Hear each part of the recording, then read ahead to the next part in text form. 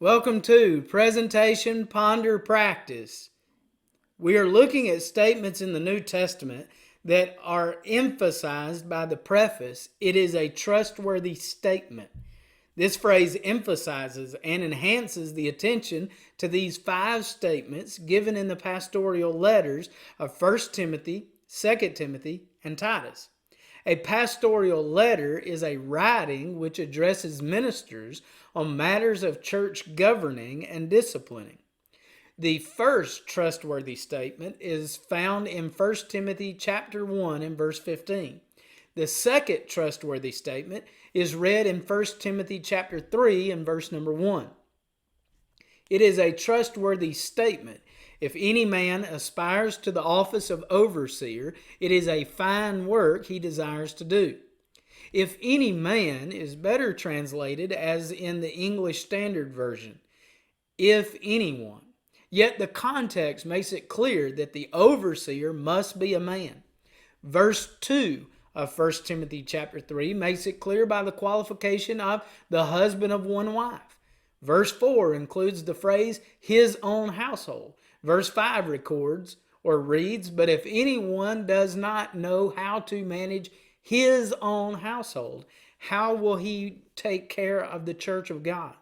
Verse 6 uses the pronoun he in the adverbial participle. He will not become conceited. Third person language reflects the masculine gender throughout the passage. In this passage, 1 Timothy chapter 3 verses 2 through 7, 4 qualifications are listed. That he'll be obedient in observable behavior, verses 2 and 3. That he lead his own family well, verses 4 and 5. That he have experience in the Christian walk, verse 6. And that he have the respect of outsiders, verse 7. If any man aspires, describes a strong desire to do something or to accomplish a particular goal. If any man aspires to the office of overseer, the term overseer refers to the person and office refers to the position or function. The term translated office of overseer describes the responsibility of caring for the people and protecting them in Acts chapter 1 and verse 20. Here in 1 Timothy chapter 3 and verse 1, the same term describes the position or function of church leaders. Titus chapter 1 and verse 5 and again in verse 7 show the terms elder and overseer refer to the same church leader.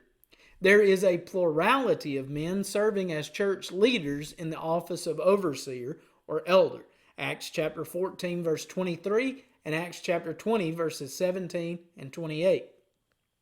Among their functions are the nurturing of the members of the congregation, 1 Peter chapter 5 verse 2, visiting and praying for the sick, James chapter 5 verse 14, protecting the members of the congregation from enemies, Acts chapter 20 verses 29 through 31, and living exemplary lives, 1 Peter chapter 5 and verse 3. If any man aspires to the office of overseer, it is a fine work, literally a good work. The position spoken of very positively to which one aspires and desires. May God bless the church with faithful men who will lead believers. Young men, set your heart now to be an overseer or elder in the church when you grow to spiritual maturity, meeting the qualifications of the office. Men, encourage the overseers you now have and the young men who aspire and desire to be an overseer one day. Women, young and old, encourage men to be leaders in the church. Help the older men desire the office themselves and help them teach the younger men.